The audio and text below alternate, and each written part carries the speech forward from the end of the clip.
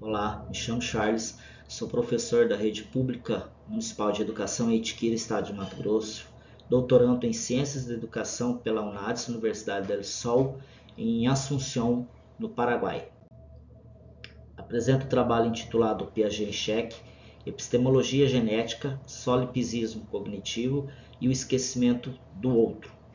Esse estudo integra minha pesquisa de tese doutoral, que analisa criticamente os fundamentos da epistemologia genética de Jean Piaget, procura destacar suas limitações no que se refere ao solipsismo cognitivo e propõe caminhos para uma reinterpretação sociocultural e decolonial do desenvolvimento cognitivo. A investigação busca compreender como os pressupostos piagetianos podem ser revisitados à luz de contribuições de autores como Vygotsky, Freire, Boaventura, entre outros, de modo a estar ampliando o diálogo entre epistemologia, cultura e práticas pedagógicas contemporâneas. Objetivo e problema central.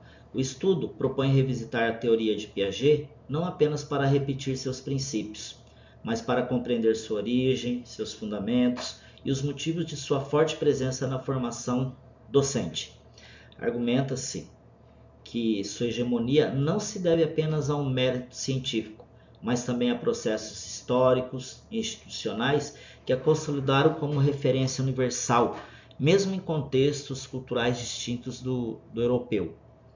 Assim, defende-se a necessidade de recontextualizar Piaget, articulando a perspectivas que valorizam cultura, linguagem e diversidade, buscando um construtivismo mais plural, mais situado nas realidades concretas de nossas escolas. Contexto teórico. A epistemologia genética de Piaget revolucionou a educação ao defender que o conhecimento é construído ativamente pela criança, interação com o mundo, superando aquela visão de tábula rasa e a ideia de conhecimento inato. Entretanto, com o tempo, essa teoria passou a ser tratada como um modelo universal, incontestável, principalmente nas licenciaturas, impondo padrões rígidos de desenvolvimento e apagando outras formas que a gente sabe que existem de aprender. Reconhecer essa limitação é essencial para valorizar diferentes culturas, modos de conhecer e perspectivas sobre a infância. A metodologia utilizada na pesquisa ela é qualitativa, de caráter teórico crítico, que não busca de forma alguma, a intenção não é substituir Piaget, mas reconhecer os seus limites, os limites de sua teoria e ampliá-la a partir de outras perspectivas. Por meio de uma leitura interpretativa de obras de Piaget, em diálogo com Vygotsky, Brunner, Paulo Freire e Boaventura, o estudo valoriza a cultura, a linguagem, as relações sociais e a pluralidade dos saberes. Assume-se assim uma postura ética e política que recusa tratar uma única teoria como verdade universal sobre o desenvolvimento humano. Em síntese, trata-se de um exercício de escuta, crítica e reinterpretação que busca ampliar o construtivismo para torná-lo mais plural e situado.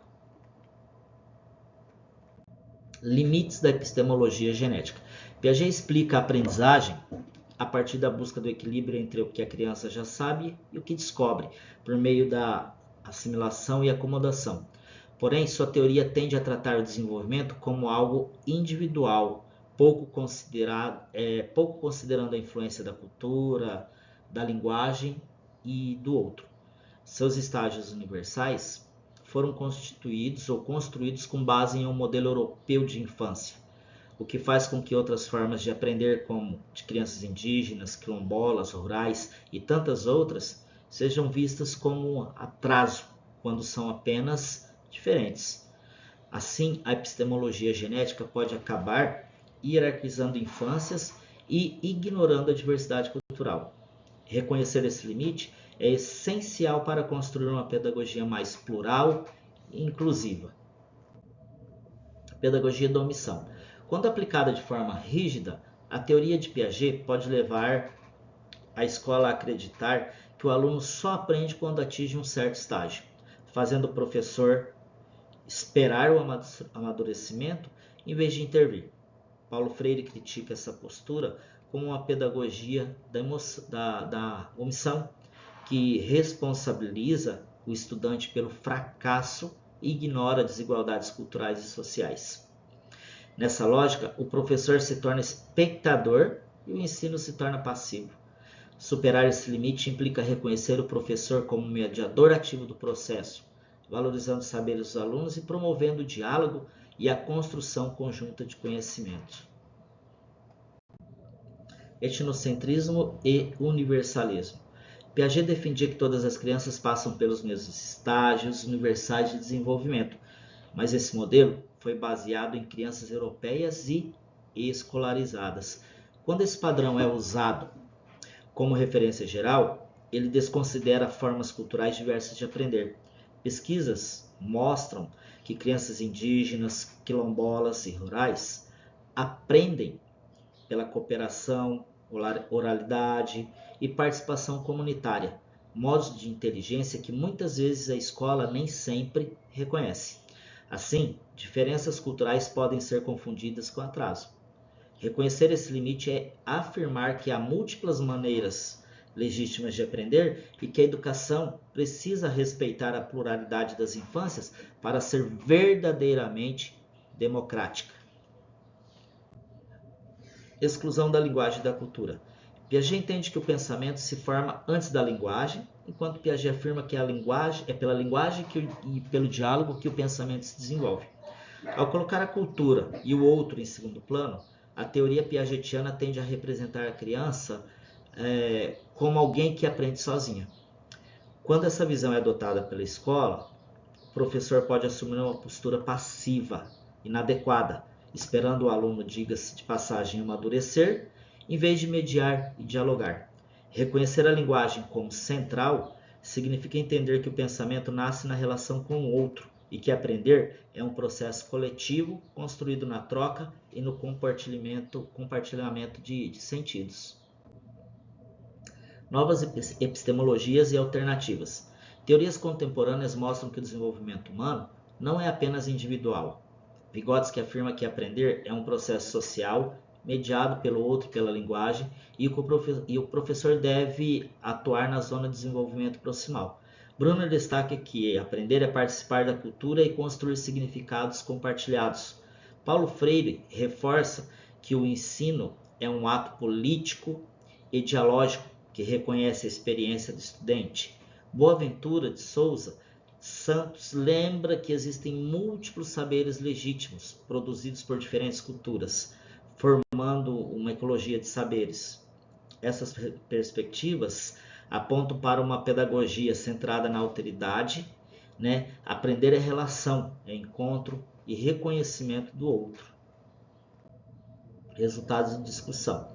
A pesquisa mostra que, mesmo com críticas consolidadas, décadas, Piaget continua sendo ensinado como base obrigatória na formação docente.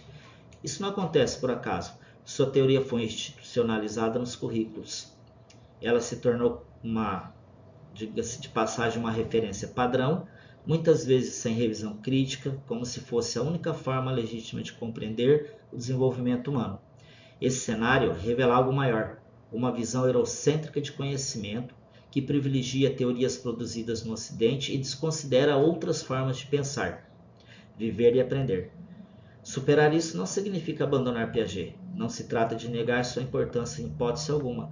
Trata-se de reconhecer seus limites e abrir espaços para perspectivas que valorizem a cultura, o diálogo e a experiência social.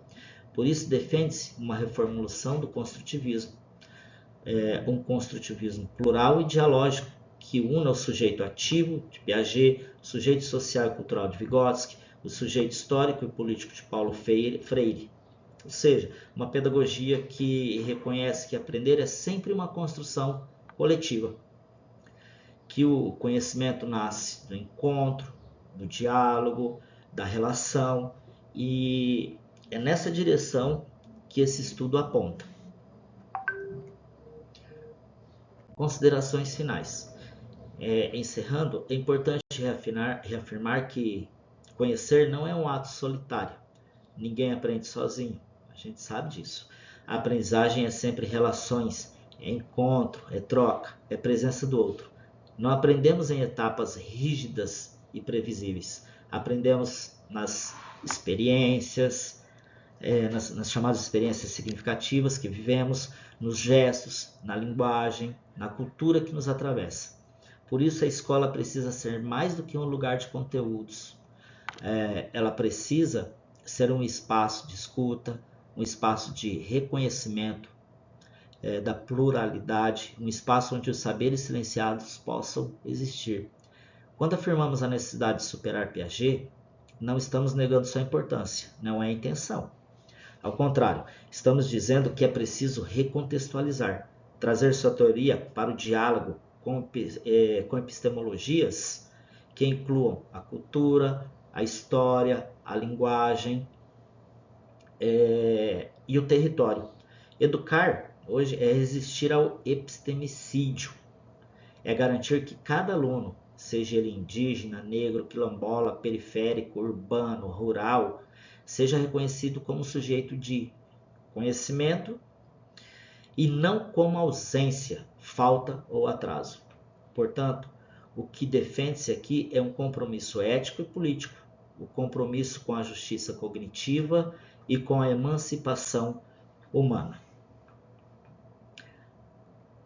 Aqui seguem as referências das quais foram utilizadas para fazer o artigo, ok? Espero que tenham gostado. Espero também em outra oportunidade poder estar debatendo de forma mais crítica, com um espaço de tempo maior, o tema que foi abordado. E tenho somente a agradecer aos coordenadores, a quem teve a grande ideia de trabalhar com o Congresso Internacional de Conexões Globais. Muito lúcida a ideia e espero poder ter contribuído e poder participar das próximas edições. Meu muito obrigado.